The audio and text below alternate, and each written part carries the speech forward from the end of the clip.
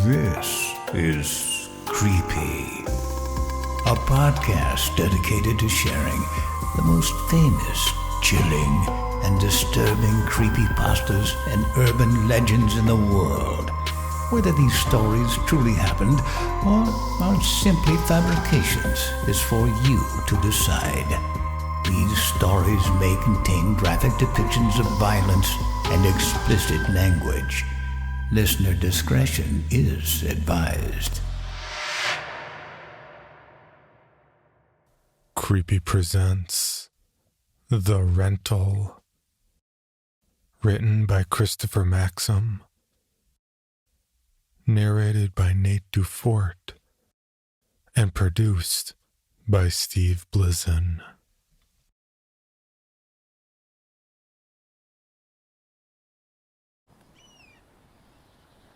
I stood still for a moment, awestruck. The pictures didn't do it justice. It was a large but quaint home located on a secluded island near Cape Cod. A small piece of land, void of life. Only the cottage and a lighthouse visible across the water. Verified as an Airbnb Plus rental, 1 week's rent came to a little over $3,000. The price was steep, but completely worth it. This would be the best place to clear my head and finish writing my novel. I happily trotted across a stone walkway to the front door and grabbed the knob, ready to map out the rest of my book. It would be my second release. My publisher had been breathing down my neck for months, constantly asking for updates. Now, I had the perfect environment to complete it. Upon opening the door, I was caught off guard. Hello? I nearly jumped out of my skin. There was a man inside. Late 50s, average build, gray mustache. Took me a moment to match the face to the one in the Superhost profile. It was Garrett, the owner of the property. Sorry, Garrett, you startled me. Didn't expect anyone to be here. He smiled. I greet all of my guests. You people are my livelihood, after all. Please, come in. We have some important matters to discuss. I joined him in the living room. We sat in armchairs on opposite sides of a long coffee table. Garrett simply continued to smile. So, what did you want to discuss? I asked. He pulled a folded sheet of paper out from his jacket and slid it across the coffee table. It stopped in front of me. I picked it up for a closer look. The edges were worn, and it felt almost canvas-like between my fingers. I began unfolding, but Garrett stopped me. Don't. You'll have plenty of time for that later. Just listen. I looked up at him, confused but compliant. The house has been in my family for generations. Staying here can be a rewarding experience, but it can also be a dreadful one if you're not careful. Come on, Garrett. Don't tell me the place is haunted. I was the only one smiling now. Garrett looked at me, thoroughly unamused. My smile vanished, and I gestured for him to continue. On that sheet of paper are some rules. You must follow every last one of them. There are no exceptions, so long as you do this, your vacation will be a pleasant one. With that, Garrett stood up from the chair and walked to the front door. He turned to me on his way out and offered a final sentiment before leaving. Follow the rules, Jack. If you don't, you're in for a bumpy ride. When he left, I unfolded the list, expecting to see a reiteration of his stay requirements. No pets, no modifications, clean up after yourself, that sort of thing. This was not the case. On the paper was a set of rules that only served to bookend our strange encounter with further confusion. 1. No lights on past 11:25 p.m. 2. Do not answer your phone. Callers cannot be trusted. 3. Only 2 people are permitted inside. Hank Penston and Jessica Covenwood. Ask for last names. 4. Do not exit the house after midnight until sunrise. 5. If your room changes location, close the door and try again. Only leave when connection has been reestablished. 6. The voices are harmless. Do not converse with them. 7. Never lock the doors. 8. If you have any trouble, call Jessica Covenwood at this number, 0371. This is the only phone call you can trust. This lifeline may only be used once during your rental period. At the bottom of the page was a final note. I will come to collect you, but only when the rental period is over. Not a moment sooner. There is no leaving until then. As I sat there, mulling over the list, it all became clear. Garrett was a lunatic. Either that or this was a poor attempt at humor. Either way, I brushed off our meeting and the list of rules altogether, placing the paper on the coffee table, where it stayed for the rest of the night. A majority of the first night was peaceful. Of my novel's final 6 chapters that needed completing, I was able to stay up late and finish 2 of them. First drafts, at least. There was still a lot left to do. My final days on the island would have to be spent proofreading the entire manuscript and filling cracks in the narrative before sending it to my editor. Still, 2 chapters was not a bad night's work, all things considered. After patting myself on the back for a job well done, I looked at my phone. It was 12:18 a.m.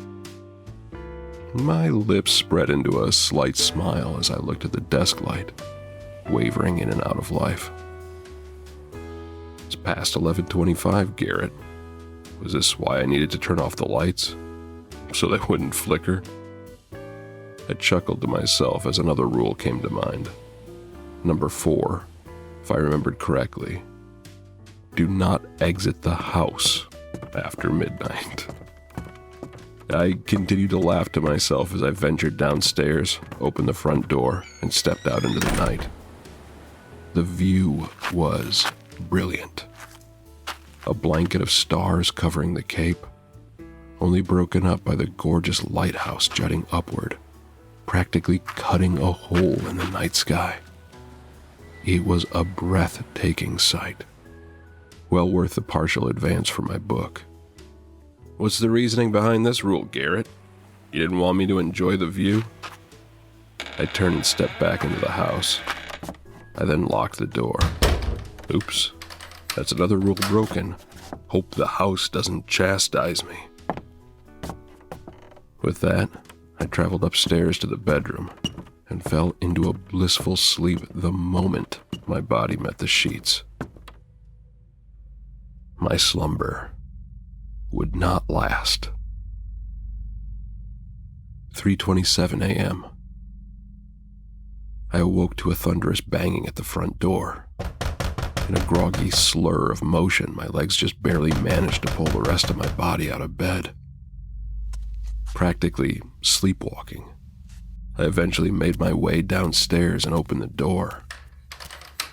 Outside, there were no longer any stars. Their light was replaced with a thick fog, rolling over the ocean.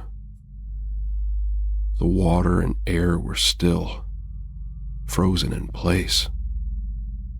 There was no one there but me. I closed the door and went back to bed, certain that the sounds I heard were remnants of a dream overlapping with waking life. My body fell onto the bed, and sleep took hold once more. 4:42 a.m. I awoke again, ripped from a dreamlike state where I was turning in my novel to the publishing house.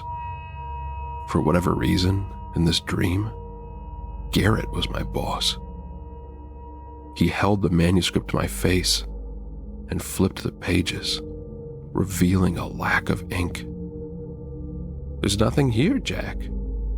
All that time and nothing to show for it." He continued to flip through before stopping somewhere in the middle. Unlike the other pages, this one had text. The words were familiar, but they weren't written by me. Garrett's rules painted the page, the pitch black ink slowly dripping from the paper. His form soon followed, melting onto the floor below. "You should have followed the rules, Jack." That's when I sprung to life, my heart pounding as I sat up in bed. The sound of pages turning rang in my ears, but it hadn't leaked over from my nightmare. Over on the desk was my manuscript, its paper wildly flapping about. My heart nearly sank before I noticed a chill in the room. I had left the window open. It was just the wind. Relieved, I shut the window and went back to sleep. 5:19 a.m. No sound woke me this time. Instead, it was nature calling, beckoning me to take a late-night trip to the bathroom. Fortunately for me, this would not be an easy task. Upon opening the bedroom door, I was greeted by a deeply unsettling sight. It was a hallway, not the hall that should have been there, mind you. An entirely different hallway, noticeably different. It was narrow, almost too thin for a person to walk through, and it was long, very long, seemingly longer than the building itself. Lining the sides was a plethora of doors, more doors than I knew the house to have. It was, by all means, unexplainable. I rubbed my eyes to test their acuity. The hallway was still there. I wondered for a moment if I was dreaming, but quickly discarded the notion, certain that I could tell the difference between what was real and what wasn't. But if not a dream, then what? With an air of hesitance about me, my feet pattered into the narrow void. I tried each door along the way, but they were all locked. Halfway in, a harrowing sound cut through the air. I turned my head to see that the bedroom door had shut itself. Running back and turning the knob was futile. It wouldn't budge. Without a whole lot of options, I continued down the hall. At the end was a final door, different than the rest. Affixed to it was a plaque with a designation, like one you might see in a hotel. According to the text, it was room 371. The knob offered no resistance as I turned it, and gently pushed the door open. There was no light inside. Still, I could make out something standing in the center of the room, facing me. It was a shadowy figure, slightly darker than the blackness around it. A vague glow outlined its form. It was tall, taller than any man. I had the inclination to close the door and turn back, but fear kept me anchored in place. My breathing became erratic and my heart rate soared to new heights as it took a step towards me. In a flash, it lunged to my position. Everything went black. My eyes opened to sunlight pouring into the room. I was back in bed. This was strange. Every bone in my body told me it wasn't a dream, but rational thinking dictated otherwise. I had no choice but to entertain the idea that I was having vivid night terrors in the face of a fast-approaching publishing deadline. The sooner I finished the book, I thought, the sooner they would vanish. Though it didn't sit well with me, it was the only explanation I had. My phone buzzed on the bedside table. I knew who it was, but with my deadline on the horizon, I couldn't afford the distraction. When the buzzing ceased, I crawled out of bed and started the day. My first few hours awake were productive. I was able to write over half of the next chapter and tweak some finer details throughout the rest of the book. My progress was, however, impeded by a knock at the front door. Unlike the night previous, there was someone out there. A man. "Can I help you?" I asked, confused. "Was hoping I could help you, actually. The name's Hank. I'm a locksmith from the mainland. Garrett sent me to check the locks on all the doors." I pondered for a moment, then grabbed the list of rules from the coffee table. I looked it over before meeting Hank back at the door. "Well, it looks like you're on the list." "Splendid. May I come in then?" An unnaturally wide smile danced across his cheeks. "Yeah, sure. Come in." Hank walked past the threshold and sighed. There was a long moment of silence before he spoke again. "What a lovely place. Can't wait to sink my teeth in and get to work." He then sauntered off upstairs, sat down on the couch and continued writing, hoping my creative breakthrough hadn't subsided. An hour passed, then another. I was able to finish up some more work, but something kept scratching at the back of my mind. I knew locksmithing wasn't the loudest job out there, but I expected to hear at least some sort of tinkering coming from upstairs. The distant sound of keys scraping against the lock's inner chambers, but no. There was only silence. I then wondered why Hank was up there to begin with. This was far from a typical rental experience, especially one on a secluded island. I skimmed the list again.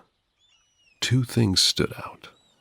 Rule number 7, never lock the doors. Even if Garrett was deranged, it was clear he didn't want the doors locked, so why then would he send a locksmith? Who'd be breaking in out here anyway? The second thing that jumped out at me was the end of rule number 3. Ask for last names. Something wasn't adding up, but I intended to get to the bottom of it. "Hank?" I yelled out, hoping to get his attention. There was no answer. "Hank, can you please come down here?" No response. Only silence. This was my cue to investigate. To my dismay, the second floor was completely vacant. I scoured every room, every nook and cranny the house had to offer to no avail.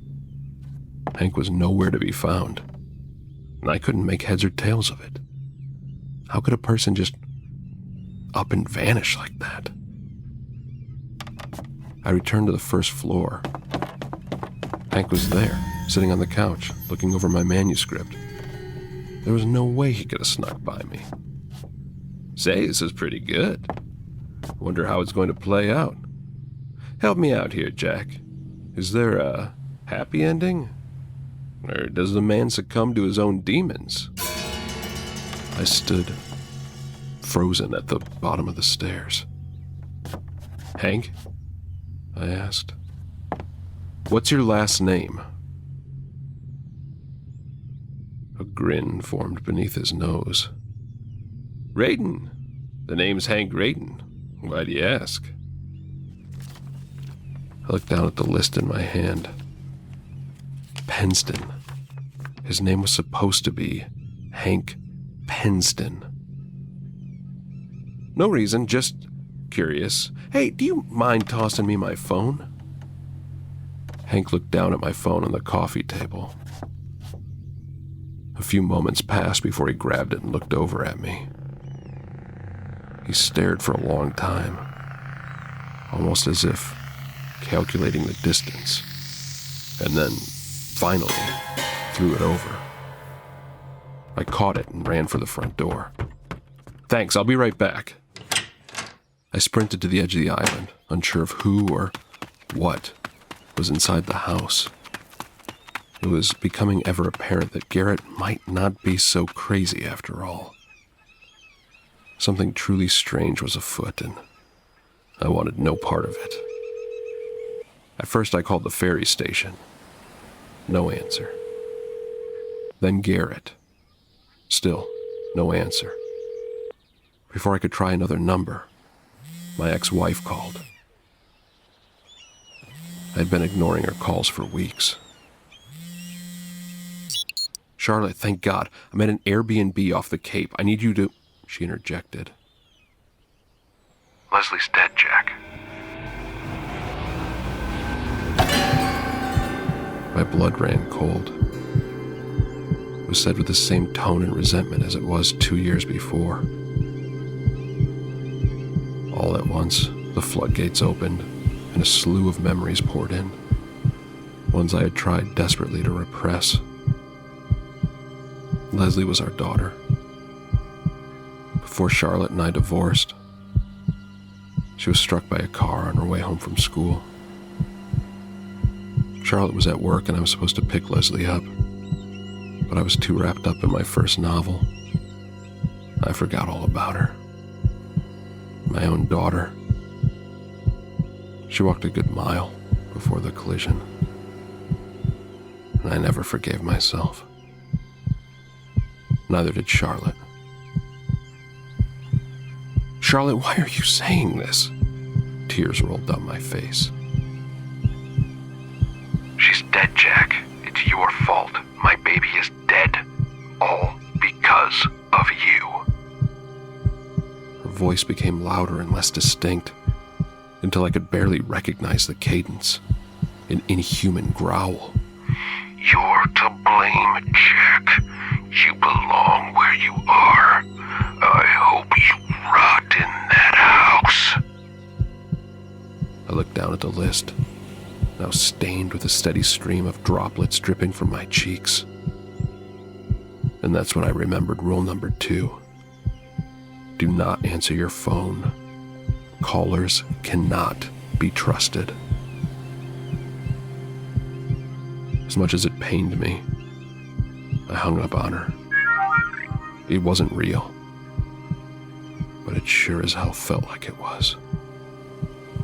I wiped away my tears and looked at the last rule. Braving the fierce currents of the ocean likely wouldn't end well.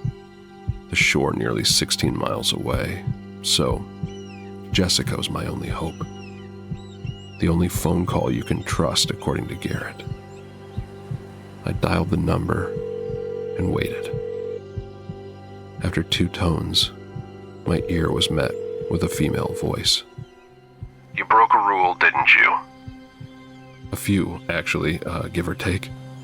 She let out a sigh. Did you let anyone in? Yes, Hank. Hank Penston? No, Hank Radin. There was another disappointed sigh. Okay, listen carefully. I want you to go to the back of the house, but act natural. No sudden moves or conspicuous behavior. Any slight change in your attitude could set him off.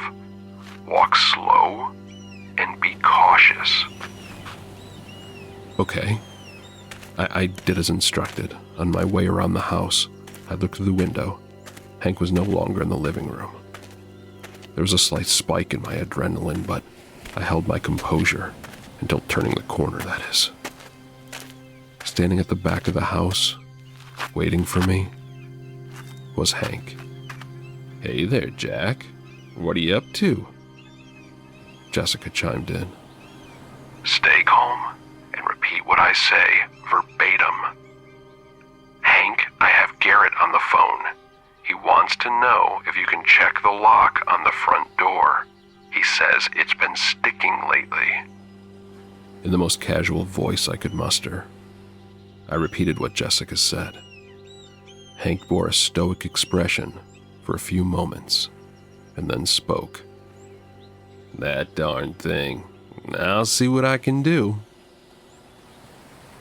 He walked past me, went off to the front of the house. I was officially rattled. Jessica's voice broke the tension. About a dozen yards from the house is an electrical box. Do you see it? I surveyed the area and noticed the box. It was embedded in a tree stump of all places, one that struck out of the ground at an awkward angle. "Yes, I see it." Good. Open the hatch. There's a lever there. I want you to pull it down and then wait exactly 10 seconds. After which, you will place it back in its original position and close the hatch. I was confused. How is this going to help exactly? There was a third sigh of frustration. That is the master switch. When you pull the lever, it will deactivate all energy on the island. When you reset the lever, the house will reconstitute. This will wipe the slate clean. I didn't understand how it all worked, but I'd heard enough to warrant an obvious follow-up question. Couldn't I just leave it off? There was no sigh this time, just anger. No, the island is far worse when the energies are at bay. 10 seconds is all you are allowed. At this point, I saw Hank walking alongside the house. "I fixed that lock for you, Jack." Jessica must have heard because her voice adopted a tone of urgency. Pull the lever now. I did as she said and began counting. Hank continued to walk towards me, his form phasing in and out like a bad television signal. "Jack, what are you doing? Need a hand?" His pace grew faster till his walk became a run. My heart was pounding. Just as he was closing in, the 10 seconds were up and I forced the lever back. Hank vanished completely, and the stump receded into the earth below. I fell back onto the ground in relief. Jessica, we did it. Click. Clearly, she wasn't as pleased with the victory as I was. And that was fine. I was just thankful to be alive. Once inside the house, I laid down in bed and held the list to my face, scrutinizing every last detail. I was determined not to break another rule for the rest of my stay. That night was peaceful. I made sure all the doors were unlocked, turned off the lights by 11:25, and refused to answer any calls. When I slept, there were no strange dreams. No dreams at all, in fact. It was a truly restful night. The best sleep I'd had in years. Despite my predicament, I awoke hopeful.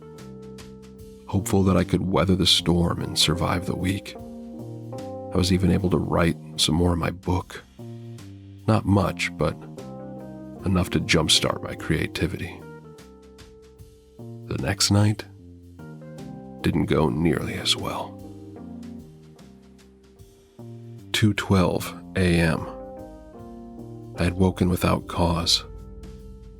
In an effort to fall back asleep, I shut my eyes and allowed my mind to wander. I thought of my book and the deadline, thought of my eventual departure from the island. Before long, I thought of Charlotte and Leslie. The image of our once happy family would forever be seared into my broken heart. I felt my eyes begin to water, but something interrupted the sadness. A sound. Footsteps. My eyes opened and I sprang to life, sitting upright in bed. The footsteps stopped just outside the room.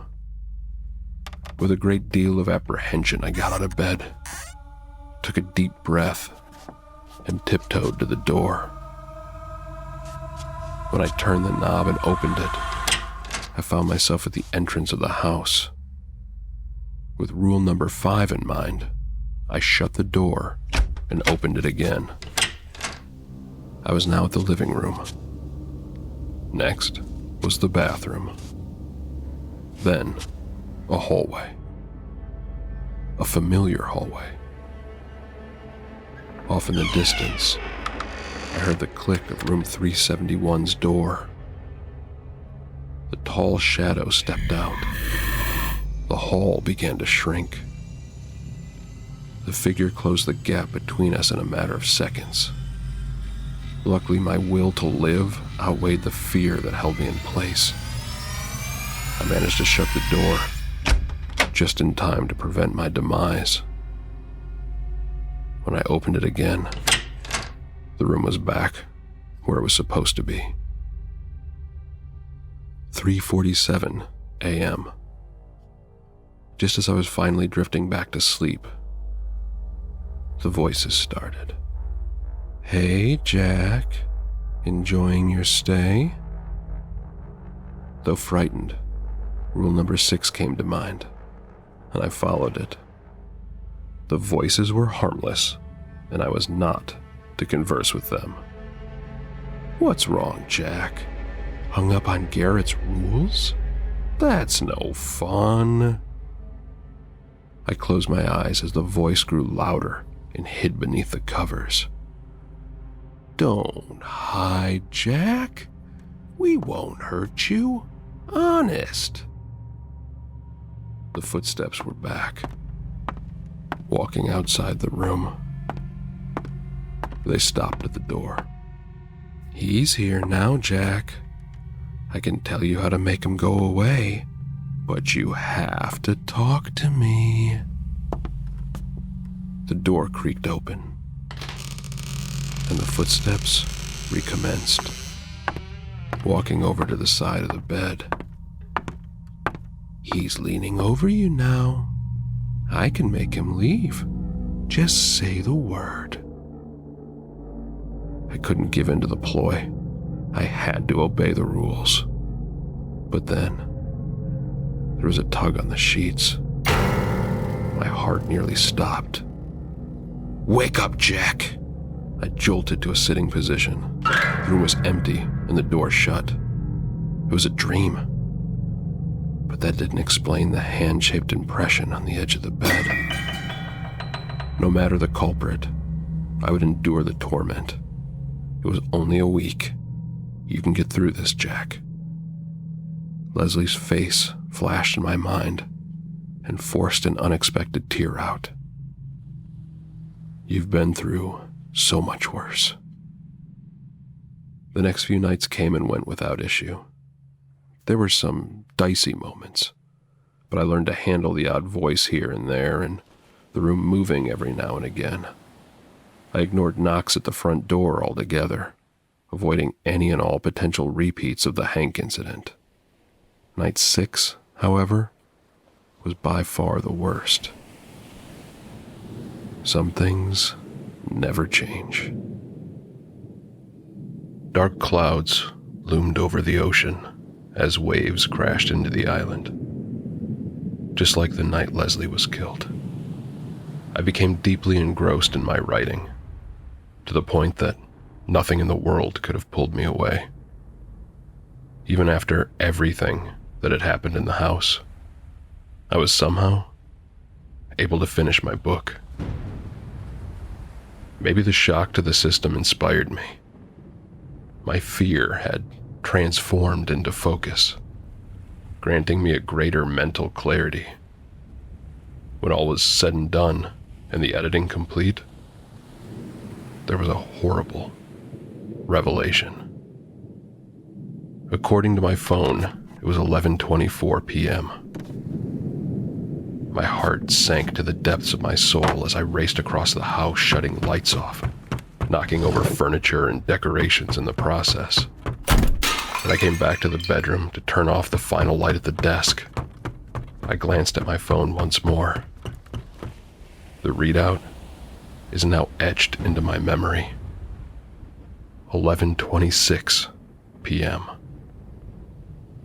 I clicked off the light, praying that my phone's readout was somehow wrong and that I still had time. 11:27 p.m. The bedroom door slammed itself shut behind me. I jostled the knob and pushed my weight against it, but it remained unmoved. A swirling black vortex of smoke was expelled from beneath the bed. It covered the floor in an instant and began rising to fill the rest of the room.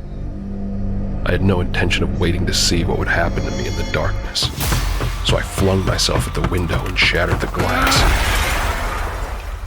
landing on my back in a bed of shrubbery below. The impact knocked the wind out of me. Shortly thereafter, I passed out. 11:38 p.m. I dreamt. I know it was a dream and not the house's doing because it was one I'd had many times before. The setting? My daughter's school. The bell rang and a stampede of children rushed out into the world, excited to leave for the day and see their parents. The last person out was Leslie, left alone to her own devices. "Daddy, where are you?" Her eyes darted back and forth. I tried to call out to her, but, much like the day in question, I wasn't there. In the dream, I was only an observer, forced to watch as the horror unfolded before me. Leslie waited for 15 long minutes before heading off in the direction of our home. I bore witness to her trek, a poor girl, alone in the cold. And then, it happened. Dream tears flooded my field of view as a car swerved, and the heart-wrenching scream of that beautiful young girl rang through the winter air. 11:56 p.m. I woke up on the ground covered in tears and broken glass. The ocean waves crashed against the walls of the house.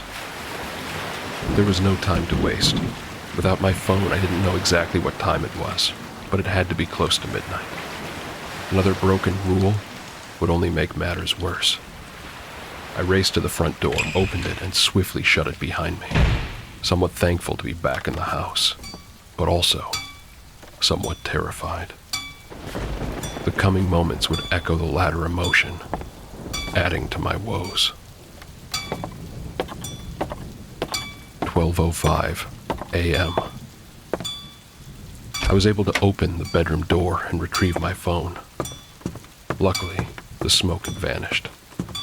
Upon venturing back down to the living room, I was shattered, just like the glass on the ground outside.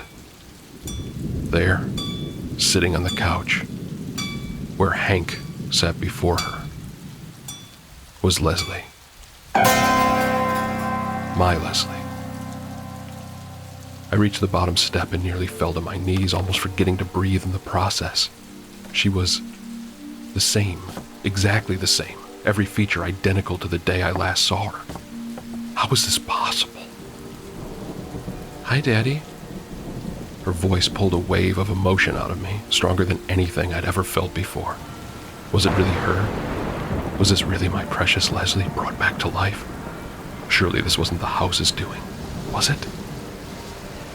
"Sweetheart, is that you? Is it really you?"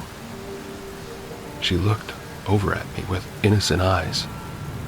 "Yes, Daddy, it's me." I ran over to her and shook her in my arms, my face now drenched in an ocean of tears. "Oh, Leslie, sweetheart, I missed you so much." I pulled away to get a better look at her. That's when I saw it.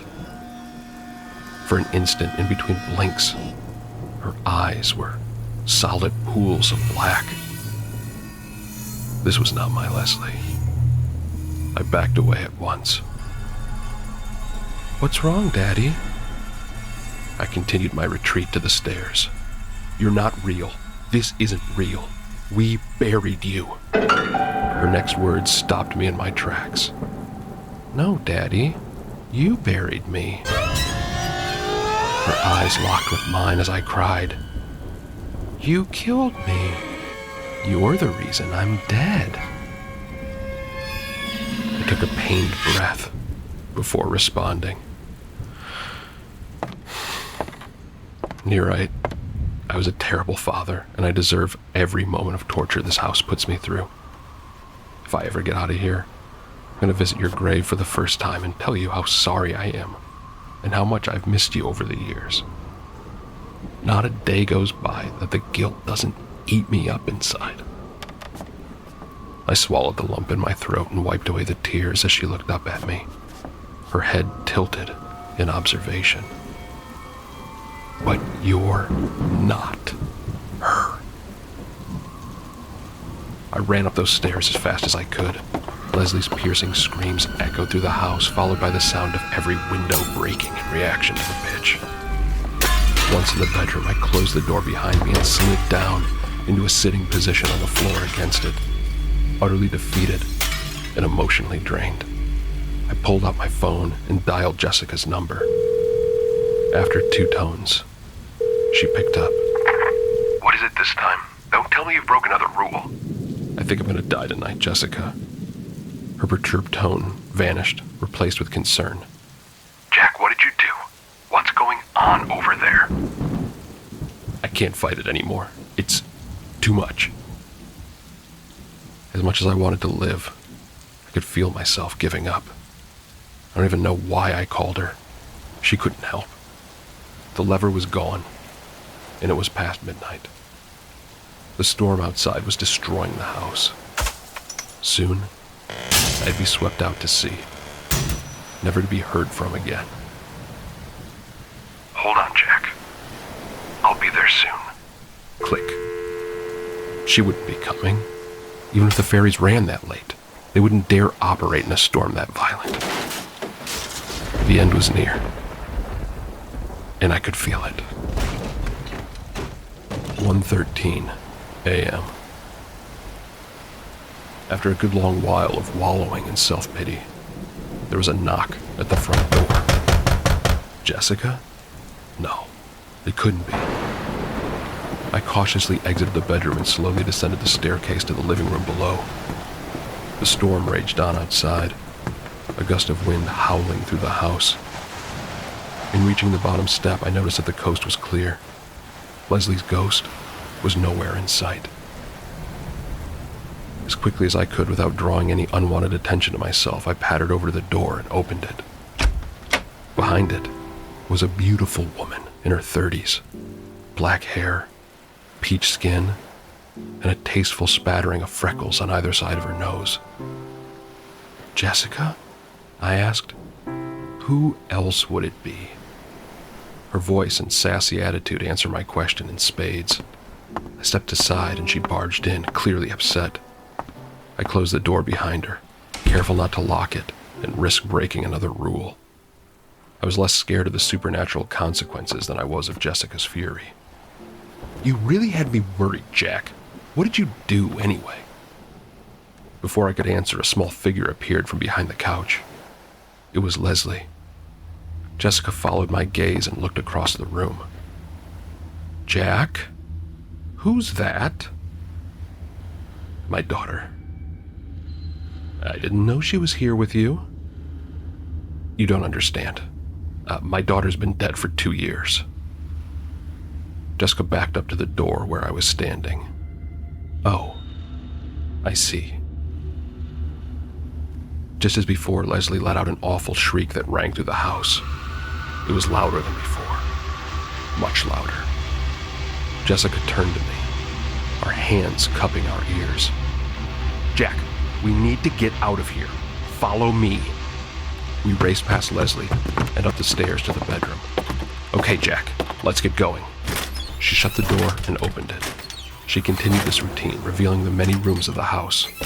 At one point, it opened up into the living room. Jessica quickly slammed it shut before Leslie could make her way in to get us. Finally, it opened up into the hallway. Yes, that hallway. Jessica grabbed my wrist. Come on, let's go. I yanked my arm back in refusal. Are you insane? I've been in there, and I don't plan on going back. Have you seen room 371? Jessica let out one of her signature sighs. Yes, I know all about it. So long as we get to where we're going before the shadow notices, we'll be fine. Now come on, we don't have a whole lot of time here.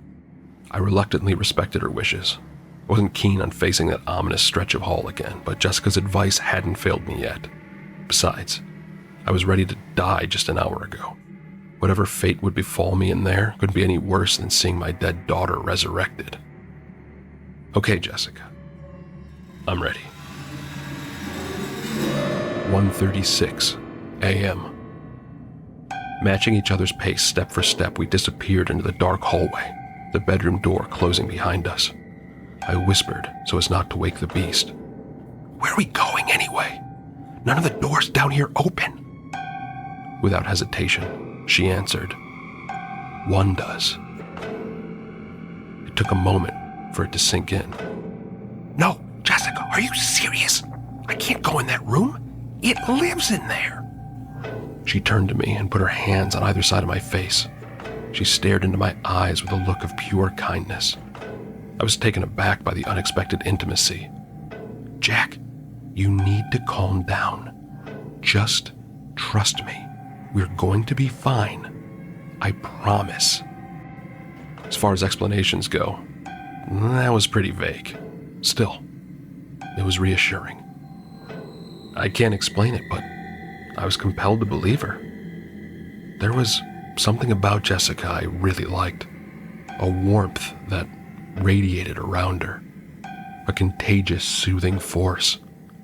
We continued down the hall, and I didn't bring up my reservations again.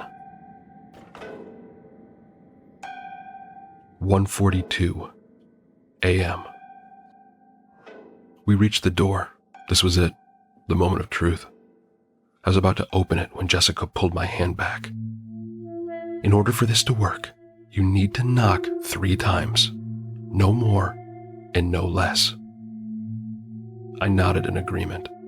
I raised my hand to the wood and knocked precisely 3 times. A deep anxiety racked my nerves as the anticipation grew. After a few moments, the door was pulled open, revealing the shadowy figure within. It stepped away and motioned for us to enter. I looked over to Jessica for approval. She nodded and followed me in.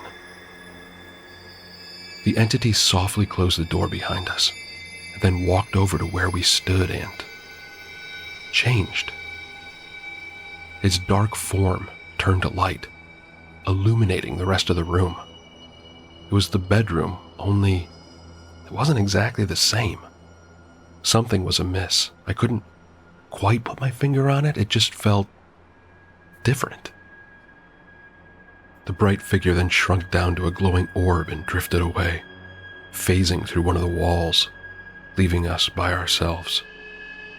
Moonlight shone through the window. The glass wasn't broken anymore. There was no storm outside. Everything was pristine. Jessica, what just happened? This is the house's safe space, a fail-safe for when too many rules are broken. She could tell I wasn't following. It's a copy of the bedroom from just before things went south. A moment suspended in time that we can stay in for a while. At dawn, everything will revert to normal. Why didn't you tell me about it before? Honestly, it's a risky move. The shadow is a fickle being. When you enter room 371, there's only a 50% chance he'll accept your entrance. Otherwise, you're doomed. I couldn't believe it. You're telling me we could have died? You risked our lives on a 50% chance? She came over and placed her hands on my face again. Jack, we're safe. There's no need to be angry. Relax. We would have died anyway at the hands of the house. This was our only option. She was right. Honestly, I was happy she was there. Without her, I would have been a goner. 3:17 a.m. Jessica spent some time going over my manuscript. I filled in some of the blanks so she could skip the more fatty sections and finish before bed. Jack, this is beautiful. I wasn't so sure. Maybe I put too much of myself in it. Maybe the blood I poured onto the pages covered up the meaning. Who in their right mind would want to swim through my despair to reach a story even I wasn't sure I believed in? It's about you, isn't it, Jack? This is your life from the moment your daughter died to now. I felt myself unraveling. I'm tired, Jessica. I think I'm gonna call it a night. I offered her a half smile, waltzed over to the bed, and laid down. To my surprise, she laid down with me and placed her hand on my chest. It's okay, Jack. I've never lost a child, so I can't imagine the kind of things you're dealing with. I do know that things will never be the same. That doesn't mean you have to give up. What would your daughter have wanted? There was no fighting the tears any longer. You don't understand, Jessica. I'm responsible. She was waiting for me when it happened. I was her father, and I wasn't there for her when she needed me. Jessica didn't respond. I sobbed until there was nothing left in me. When the moment passed, I asked her a question. Why do these things happen here? Honestly, I don't really know. We turned to each other.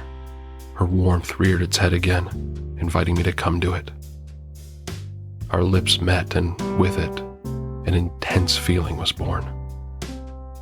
Like nothing I'd ever felt. A somber, quiet energy filled the air and coated the room.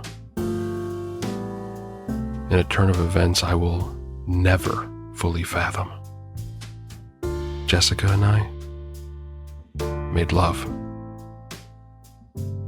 5:32 a.m. Jessica fell asleep in my arms. I stayed awake, content for the first time in years. Then, a familiar disembodied voice burrowed into my ear and poisoned my mind. What you're feeling isn't real. By this point, I was all too familiar with the voices and their antics. I ignored its statement. She does this to every tenant. She's a seductress. I was tempted to reply, but conversing was forbidden. I couldn't afford a broken rule this close to the finish line. Only 2 people are allowed in, Jack. 2. It's a simple rule. What did that have to do with anything? What was the voice up to? Jessica was one of the 2. Despite my unrest, I continued to bite my tongue. Always ask for last names. There was a moment of pause before the realization washed over me. I gasped. A rule had indeed been broken. I jumped and backed into the corner of the room. Jessica was standing next to the bed. I hadn't even seen her get up. Jack, are you okay? My breathing became labored. It was hard to construct my query in a normal fashion. Jessica, are you really you? What is your last name? The light left her face. Her now empty eyes cut right through me. I slid to the floor. A long period of silence passed before anything changed. before she changed. 5:51 a.m. Jessica's face widened. Her eyes became large, as if physically engorged with bloodlust. She lunged at me. I dodged the attack and hit the door hard. I reached for the knob, but it wouldn't turn. Jessica's new form spoke, a gurgling metallic sound that ricocheted off the walls. "It looks like you're stuck with me, Jack." She lunged again. I slid under the bed to escape her reach. Her feet paced around its perimeter, a predator circling its prey. It was just a matter of time now. I closed my eyes and thought of Charlotte and Leslie playing in the snow, the last day I saw them together. This would be my final thought as death approached.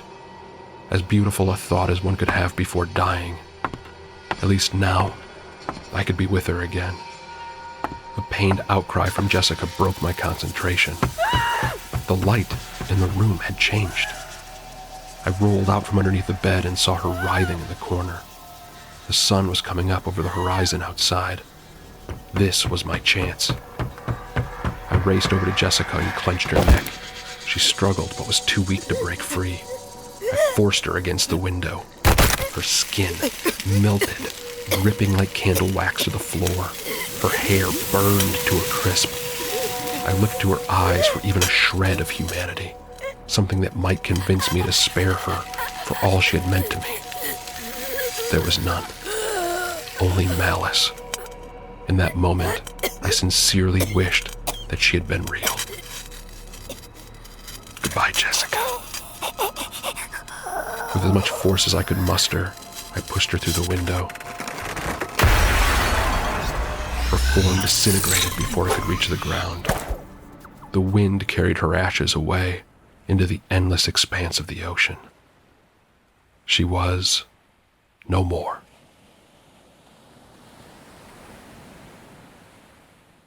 The house was still. Hours passed. As my rental period came to a close, I sat in the living room and reflected on the events of the week. In a weird way, I'd come to terms with Leslie's death.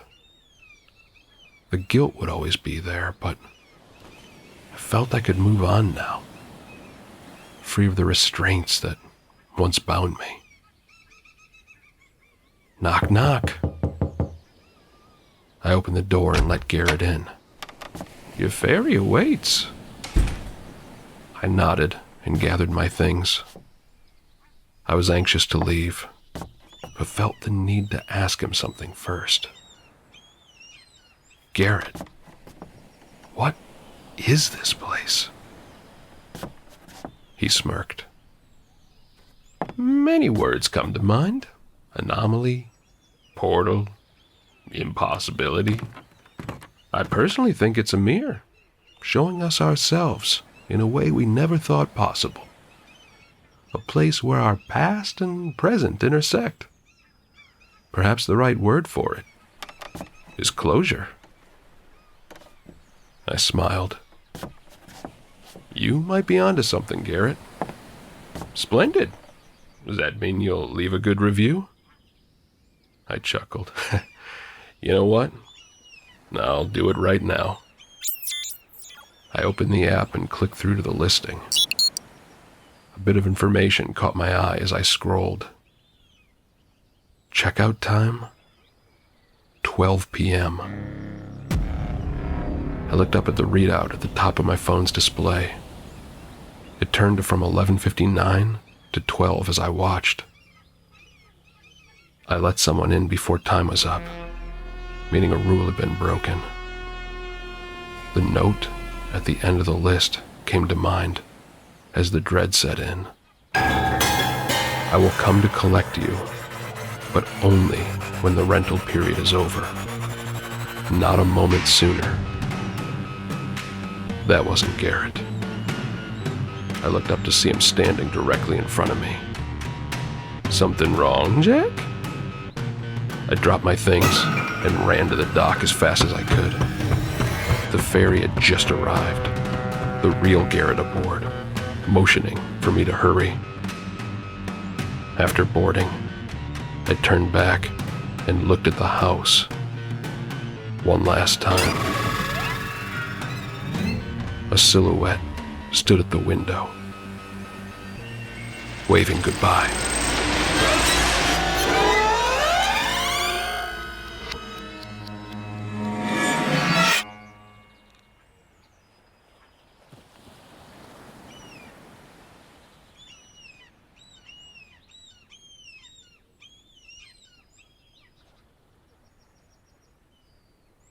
For more information, including pictures and videos of the stories told on this podcast, please visit creepypod.com.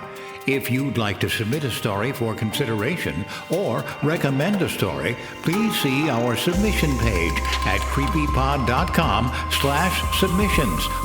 All stories told on this podcast are done so through Creative Commons Share-alike licensing or with written consent from the authors. No portion of this podcast may be rebroadcast or otherwise distributed without the express written consent of the Creepy Podcast production team and the story's author. The Bloody Disgusting Podcast Network, home of horror queers, genre commentary from the LGBTQ perspective, SCP archives, The Boo Crew. Listen free wherever you stream audio and at bloodydisgusting.com/podcasts.